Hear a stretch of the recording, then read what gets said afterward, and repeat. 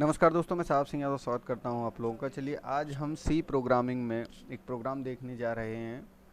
किसी भी नंबर की हम टेबल कैसे जनरेट करते हैं सी प्रोग्रामिंग की सहायता से।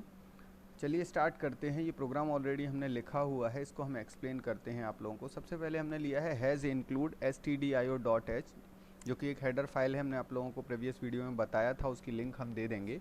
एक समेसन वाला प्रोग्राम बनाया था हमने, उसमें हमने बताया था कि कैसे stdio.h जो हेडर फाइल है वो किसकी इन्फॉर्मेशन रखता है। तो printf और scanf इन दोनों को डिफ़ाइन किया जाता है stdio.h में। मतलब अगर stdio.h हटा देंगे हम तो printf और scanf को प्रोग्राम समझ नहीं पाएगा और वहाँ पे एरर आ जाएगी। सिमिलरली conio.h जो हेडर फाइल है उसमें CLR SCR ये एक टाइप से लाइब्रेरी का काम करती हैं। ये दोनों हेडर फाइल, कोई भी हेडर फाइल लाइब्रेरी का ही काम करती है। तो CLR SCR और getch इनकी इन्फॉर्मेशन इनको डिफाइन किया जाता है conio.h में। मतलब conio.h हटा देंगे तो CLR SCR और getch एरर दे देगा, मतलब प्रोग्राम इनको समझ नहीं पाएगा।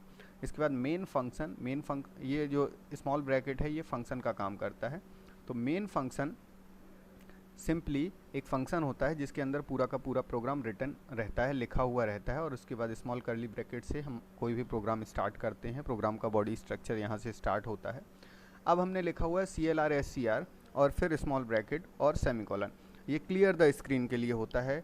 इसका काम हम हालांकि प्रीवियस वीडियो में बता चुके हैं, फिर से बता देते हैं। अगर ये नहीं लिखेंगे तो कोई एरर नहीं आएगी, सिर्फ क्या होगा कि जो पुराना आउटपुट है वो भी हमें स्क्रीन पे दिखाई देगा। तो अगर हम 10 बार प्रोग्राम को एग्जीक्यूट करेंगे, रन कराएंगे, तो 10 आउटपुट, पूरे पुराने वाले 10 आउटपुट और प्रेजेंट आउटपुट हमारी स्क्रीन पर दिखाई देगा। लेकिन अगर हम CLR SCR लिख देंगे तो पुराने सारे के सारे आउटपुट मिट जाएंगे। सिर्फ जो लेटेस्ट, जो हम लास्ट रन करेंगे प्रोग्राम को, सिर्फ वो वाला आउटपुट हमें दिखाई देगा। तो CLR SCR हटाने या लगाने से कोई एरर नहीं आएगी। बस ये यूज़र के लिए थोड़ा डिफ़िकल्ट हो जाएगा कि स्क्रीन पर पुराने रिज़ल्ट भी दिखाई देंगे अगर CLR SCR नहीं लगा है तो। इसके बाद इंटीजर ये हमने डिफ़ाइन किए हुए हैं। 3 वेरिएबल की हमें आवश्यकता पड़ने वाली है। अभी देखते हैं क्यों। इसलिए 3 वेरिएबल हमने, 3 डेटा टाइप यहाँ पे डिफ़ाइन कर दिए हैं, तीनों को इंटीजर लिया हुआ है। तो सबसे पहले तो हमें यूज़र से वो नंबर एंटर कराना पड़ेगा जिसकी टेबल वो यूज़र चाहता है टेबल बनाना। तो हमने लिखा printf, और डबल इन्वर्टेड के अंदर ये जो \n है ये हमने बताया हुआ था आप लोगों को कि न्यू लाइन के लिए होता है। तो ये किस स्टेटमेंट का क्या काम है, ये अगर सीखना है तो हम प्रीवियस वीडियो जो हमने अपलोड किया था उसकी लिंक हम आपको यहाँ पे दे देंगे, तो वो ज़रूर देख लीजिएगा।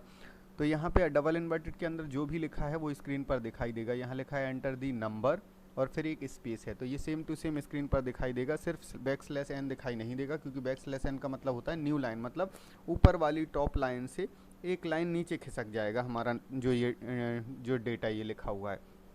इसके बाद यूज़र वो नंबर एंटर करेगा जिस नंबर की टेबल वो चाहता है। तो उस नंबर को हमें किसके एड्रेस पे भेजना है, एक वेरिएबल के एड्रेस पे भेजना है, जिसे हमने A मान लिया। तो scanf के थ्रू हम भेज सकते हैं A के एड्रेस पे। यहाँ पे हमने प्रीवियस वीडियो में ये भी एक्सप्लेन किया था कि डबल इन्वर्टेड के अंदर अगर %d लिखा है तो वो इंटीजर डेटा टाइप के लिए लिखा जाता है, %f फ्लोट के लिए, %c कैरेक्टर के लिए, %s स्ट्रिंग के लिए। तो यहाँ जो कि इंटीजर है इसलिए %d लिखा है।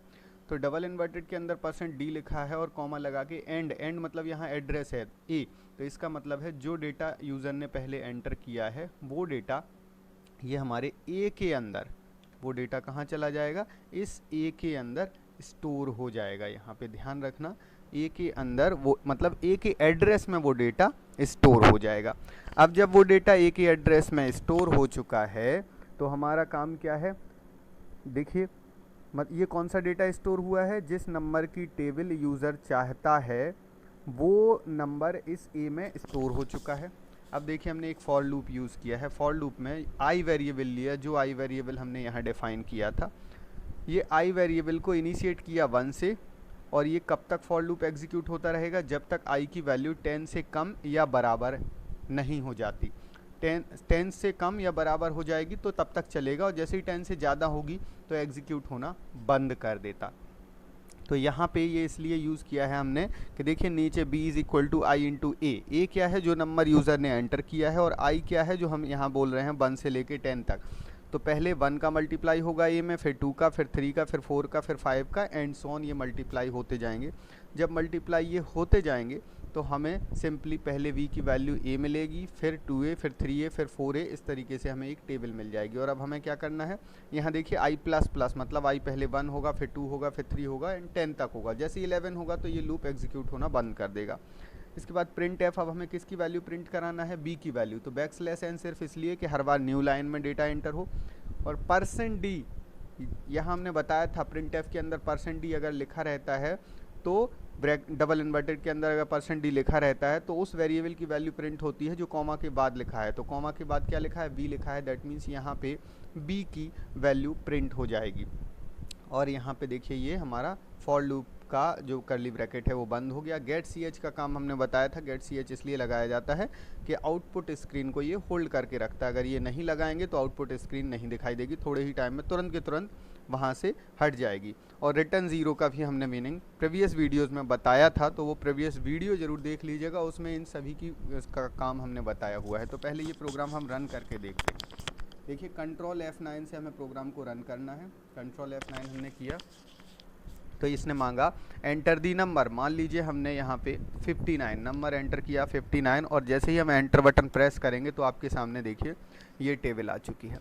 इस टेबल का फॉर्मेट भी हम बदल सकते हैं। हम चाहें कि हम ऐसे लिखना चाहते हैं 59 × 1 is equal to 59, 59 × 2 is equal to 118, 59 × 3 is equal to 177। तो ये भी हम यहाँ पे प्रिंट एफ की सहायता से लिख सकते हैं। देखिए कैसे लिख सकते हैं। अगर हम चाहते हैं कि पहले आए 59 × 1 इज इक्वल टू 59, फिर 59 × 2 इज इक्वल टू 59, मतलब एक तो हमें वैल्यू प्रिंट कराना है किसकी, a की, और दूसरा इनटू में कराना है i की, और फिर इक्वल टू में कराना है b की। तो यहाँ पे क्या करना पड़ेगा, देखिए पहला %d 1% होगा, और उसके बाद हमें सिंबल लगाना पड़ेगा यहाँ इनटू का, और फिर एक और %d हो जाएगा, दूसरा %d, और फिर हमें सिंबल लगाना पड़ेगा इक्वल का, और फिर तीसरा %d हो जाएगा। इसका हम मतलब बताते हैं आपको। तीनों %d होने के बाद डबल इन्वर्टेड बंद कर दीजिए और कॉमा लगाइए। अब देखिएगा पहला %d जो है वो हमें a की वैल्यू प्रिंट कराना है, यहाँ तो a लिखा फिर कॉमा।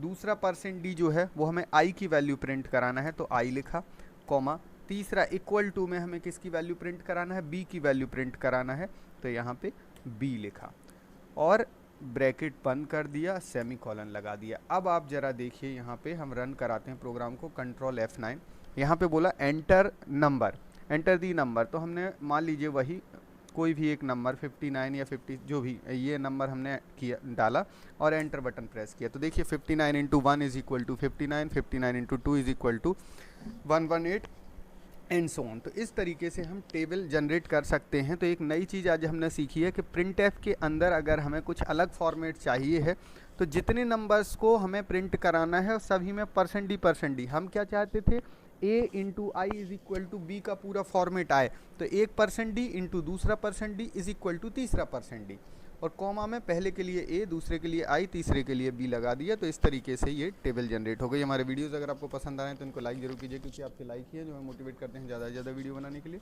अगर आपको लगता है हमारे वीडियोस नॉलेजेबल हैं तो इनको बाकी लोगों के साथ शेयर कीजिए, से बाकी लोग भी इससे फ़ायदा उठा सकें। Thank you so much, good luck.